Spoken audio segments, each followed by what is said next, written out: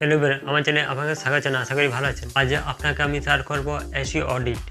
একটি এসইও ওয়েবসাইটকে কীভাবে অডিট করতে হয়, আর কী অডিটের মধ্যে আপনাকে কী দেখতে হয়, কী প্যারামিটার দেখতে হয়, আর কী আপনাকে করতে হয় আপনার ওয়েবসাইটকে যদি হেলদি করতে চান। তো এই ভিডিওটা আমি সেরকম কিছু শেয়ার করব। যদি আপনি ওয়েবসাইট ওনার হন বা যে কোনো বিজনেস আপনি ওনার এখন বিজনেস এসইও শিখতে চান, তাহলে এই ভিডিওটা আপনি শিখতে পারেন। কারণ এখানে বেসিক এসইও আন্ডারস্ট্যান্ডিং হবে বেসিক এসইওর মধ্যে। তো এই ভিডিওটা আপনি দেখতে পাবেন যদি আপনি ওয়েবসাইট ওনার হয় বা যে কোনো বিজনেস করেন। স্টেপ নাম্বার 1, প্রথমে আপনাকে বুঝতে হবে বেসিক এসইওর আন্ডারস্ট্যান্ডিং হতে হবে।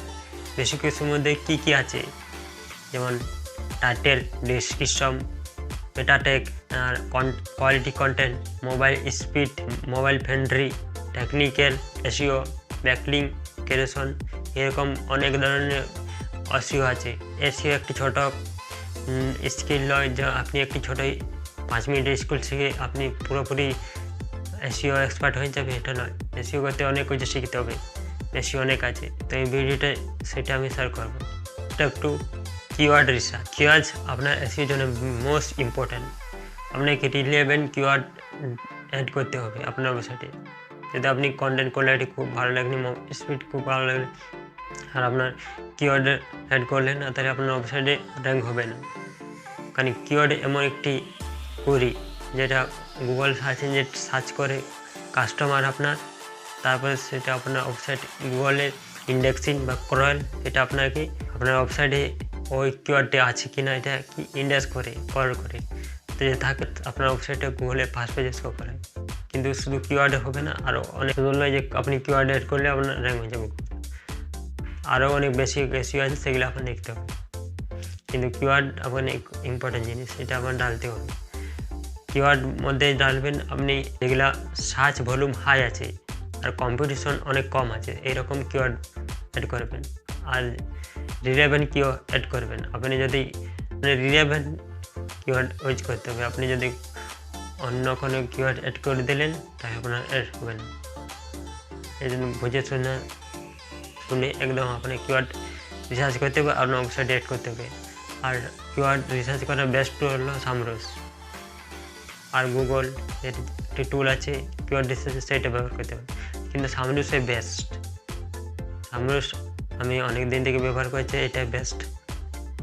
আর অনেক ChatGPT আছে, সেও আপনাকে সাজেস্ট দেবে যা সামরসে আপনার বেস্ট। এই জন্য আপনি সামরসে ব্যবহার করেন যদি আপনার ভালো এসইও করতে চান। যদি step 3, on page SEO.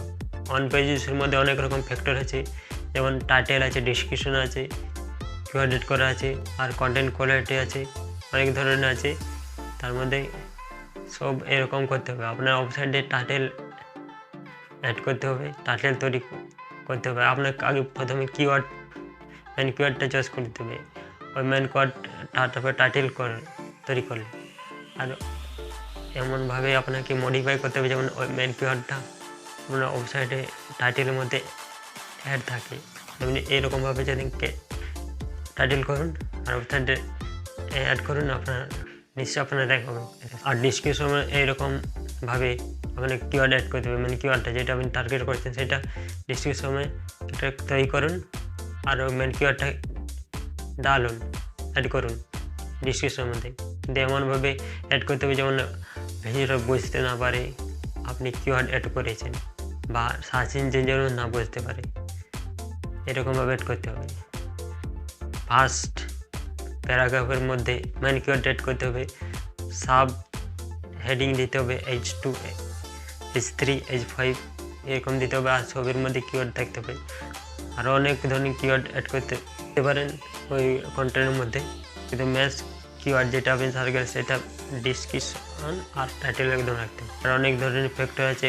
Image optimise করতে হবে, ইমেজের মধ্যে আল্ট্রা টেক্সট দিতে হবে, আর সেটা মেন কিওয়ার্ডটা অ্যাড করতে হবে।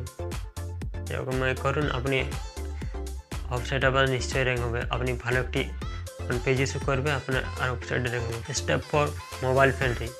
এখন 90% লোক ইন্টারনেট মোবাইলে ব্যবহার করছে, এই জন্য আপনাকে ওয়েবসাইটটা মোবাইল ফ্রেন্ডলি করতে হবে। ওয়েবসাইটের ডেস্কটপ ভার্চুয়াল আপনার একদম দরকার আছে, মানে তার মানে একদম আমি ডেস্কটপকে একদম ইনভলভ করে দেবে, ডেস্কটপ ভার্চুয়ালকে ইমপ্রুভ করবে, কিন্তু তার মেন যেটা করা দরকার মোবাইল ফ্রেন্ডলি, যেটা বেশিরভাগ লোক কাস্টমার আপনার ওয়েবসাইটে আসবে মোবাইল মাধ্যমে আপনার বেশি ভিজিটর আছে, মানে দেখা গেছে অনেক দিন থেকে আমি ইন্ডাস্ট্রির মধ্যে আছি, এই জন্য আপনি জানি গুগল এনালাইসিস দেখে বোঝা যায় যে মোবাইলের মধ্যে বেশি ভিজিটর আসছে। আর অনেক আপনি অনলাইনে রিসার্চ করতে পারেন, সেখান থেকে বুঝতে পারেন মোবাইলে ইন্টারনেট ব্যবহার বেশি, মানে মোবাইলের মধ্যে বেশি ইন্টারনেট ব্যবহার, এই জন্য আপনার মোবাইল ফ্রেন্ডলি একদম করতে হবে। যেমন মোবাইলের মধ্যে পুরোভাবে ওয়েবসাইটে আপনার শো হয়, মোবাইল ফ্রেন্ডলি থিম এবং মোবাইল ফ্রেন্ডলি টেমপ্লেট ব্যবহার করতে হবে, মানে পুরোপুরি মোবাইলের জন্য সুটেবল হয়, মোবাইলে যেমন সব কিছু আপনার ওয়েবসাইটে ডিসপ্লে হয়, এটা করলে আপনার হয়ে যাবে, আর কিছু করতে পারেন। মোবাইল স্টেপ 5 একটু আমি কি বললাম যে ইন্টারনেটের মধ্যে বেশিরভাগ ব্যবহার করে মোবাইলের মধ্যে, তাই জন্য এদিকে আমার ওয়েবসাইটটা যেহেতু মোবাইল তাড়াতাড়ি লোড হয়, এই জন্য আপনার ওয়েবসাইটে মোবাইলের মধ্যে ইমপ্রুভ করতে হবে, মানে লোডিং স্পিড ইমপ্রুভ করতে হবে। তার মানে একদম নয় যে আপনি ডেস্কটপকে একদম ইগনোর করে দেবে, ডেস্কটপও যেমন ওয়েবসাইটে খুব তাড়াতাড়ি ওপেন হয় এরকম করতে হবে, মানে স্পিড বাড়াতে হবে, ওয়েবসাইটে তাড়াতাড়ি ক্রল হয় আর ওয়েবসাইটে তাড়াতাড়ি ওপেন হয়, এরকম আপনাকে করতে হবে। এরকম নানা রকম টুল আছে, যদি আপনি ওয়ার্ডপ্রেস করেন আর নানা রকম টুল আছে, সেই টুলগুলো ব্যবহার করে আপনি ওয়েবসাইটে বাড়াতে পারেন, বা অনেক স্পিড চেক করার জন্য যে টুল আছে সেটা আপনি ব্যবহার করে দেখতে পারেন কোনো ইস্যুগুলো আপনার ওয়েবসাইটে আছে, মানে যেটার জন্য আপনার ওয়েবসাইটে লোড অনেক সময় আছে, সেগুলো দেখুন ইস্যুগুলো, আর এগুলো সলভ করুন, আপনার ওয়েবসাইট নিশ্চয়ই স্পিড বাড়াবে।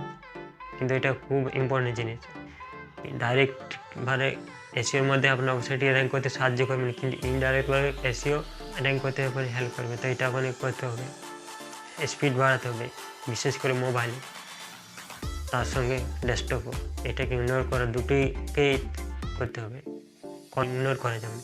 এসে যদি আপনাকে পুরোপুরি র্যাঙ্ক করে তাহলে আপনাকে সবই করতে হবে, কোনো আপনাকে বাদ দেওয়া যাবে না, তবে যাই আপনার ওয়েবসাইটে র্যাঙ্ক হবে।